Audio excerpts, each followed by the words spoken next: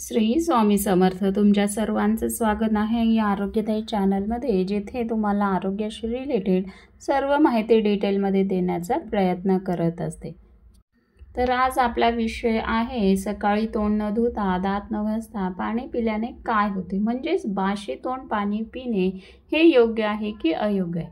सकाळी झोपेतून उठल्यावर तुम्ही काय करता? तोंड धुता, दात घासतात की आधी एक ग्लास पाणी पिता? पण तोंड न धुता पाणी पिणं खरंच आरोग्यासाठी चांगलं आहे का? आयुर्वेद काय सांगतो, विज्ञान काय म्हणतं? तर हा व्हिडिओ शेवटपर्यंत जरूर पहा, कारण शेवटी मी सांगणार आहे खास टिप्स आणि योग्य पद्धत जी तुम्ही लगेच सुरू करू शकतात. तर सकाळी तोंड न धुता आणि दात न घासता पाणी प्यायल्याचे काही आयुर्वेदिक दृष्टिकोनातून आपण फायदे बघणार आहोत. तर पहिलं म्हणजे मुखातील लाळ औषधी गुणधर्माची असते.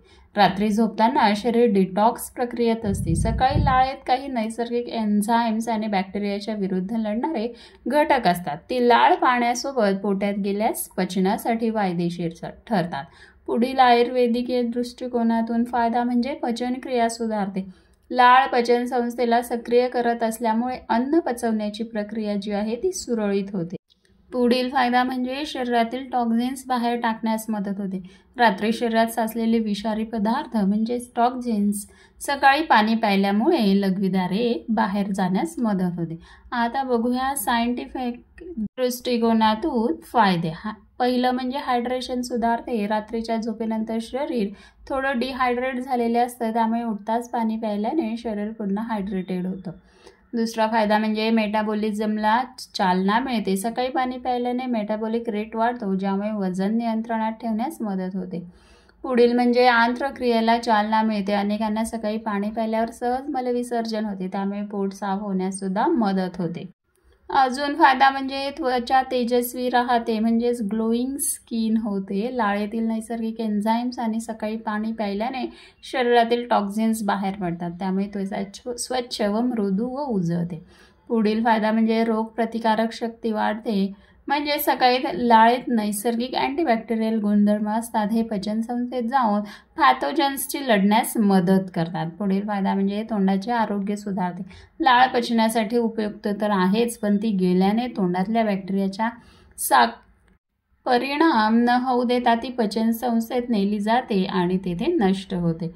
पुढील फायदा म्हणजे ॲसिडिटी व गॅसची तक्रार कमी होते. सकाळी रिकाम्या पोटी पाणी प्यायल्याने पचनसंस्था शांत राहते आणि ॲसिडिटी, गॅस यासारख्या समस्या दूर होतात. पुढील फायदा म्हणजे डायजेस्टिव्ह एन्झाईम्स सक्रिय होतात. लाळेतील एन्झाईम्स संस्थेला सक्रिय करतात आणि संपूर्ण दिवसभरात अन्न पचवण्याची क्षमता सुधारतात. पुढील फायदा म्हणजे मेंदूला ऊर्जा मिळते. शरीरात तर आहे 70% पाणी, पण झोपेत पाण्याची कमतरता झाल्यामुळे मेंदू मंदावतो. पाणी प्यायल्याने मेंदूला ऑक्सिजन पोहोचतो आणि ऊर्जा मिळते. पुढील फायदा म्हणजे हार्मोन्सचे संतुलन राखते. पाणी पिल्याने अंतर्स्रावी ग्रंथी ज्या असतात, म्हणजेच एंडोक्राईन ग्लॅन्ड्स चांगले कार्य करतात, ज्यामुळे हार्मोन्सचं योग्य संतुलन राखलं जातं. जेव्हा आपण सकाळी लवकर उठतो तेव्हा आपल्या शरीराला पाण्याची अत्याधिक गरज असते, त्यामुळे सकाळी उठल्यावर 2 ते 3 ग्लास पाणी प्यायलाच हवं. सकाळी उठल्यावर पाणी प्यायल्याने शरीरातील विषारी द्रव्य बाहेर पडतात, त्यामुळे रक्त स्वच्छ होतं. रक्त स्वच्छ झाल्याने त्वचेवर चमक येते. शरीराची स्वतःची एक सुरक्षा यंत्रणा असते, जी इन्फेक्शन आणि खराब कोशिकांची लढण्यास मदत करतात. सकाळी पाणी प्यायल्याने इन्फेक्शनसोबत लढण्याची क्षमता वाढते. जापानी मेडिकल सोसायटीनुसार रिकाम्या पोटी सकाळी पाणी प्यायल्याने तुम्हाला डोकेदुखी, अंगदुखी, हृदयाचे आजार, वाढतं वजन, अस्थमा, TB, किडनी आणि लघवीच्या आजारांचा उपचार घेण्यास मदत मिळते. सकाळी पाणी प्यायल्याने मेटाबॉलिझम सक्रिय होतं, त्यामुळे वजन कमी करण्यातही मदत मिळते. सकाळी उठून पाणी प्यायल्याने गळा, मासिक पाळी, डोळे, लघवी आणि किडनी संबंधी समस्या दूर होतात. तर हे तर होते फायदे, पण सकाळी तोंड न धुता पाणी पिण्याची सवय घेताना खालील काही महत्त्वाच्या काळजी किंवा गोष्टी लक्षात ठेवाव्या. तर पहिलं म्हणजे तोंडाची स्वच्छता नेहमी राखायची आहे. रात्री तोंडात बॅक्टेरिया वाढतात, म्हणून रोज रात्री झोपण्यापूर्वी दात नीट घासणे आणि जीभ साफ करणे आवश्यक आहे. कारण सकाळी तोंडात जमा झालेली लाळ पचनासाठी उपयुक्त असते, पण ती साचलेली घाण असेल तर उपायाऐवजी अपायच होऊ शकतो. पुढील काळजी घ्यायची आहे, पाणी कोमट असावे. थंड पाणी टाळावे. कोमट पाणी शरीरासाठी अधिक फायदेशीर ठरते. कोमट पाणी पचनक्रियेला चालना देते आणि शरीर डिटॉक्स करण्यात मदत करते. पुढील जी काळजी घ्यायची आहे ते म्हणजे रिकाम्या पोटीच प्यायचं आहे. काही खाण्यापूर्वीच पाणी प्यायचे आहे, कारण यामुळे लाळ पाण्यासोबत आत जाऊन योग्य पद्धतीने कार्य करते.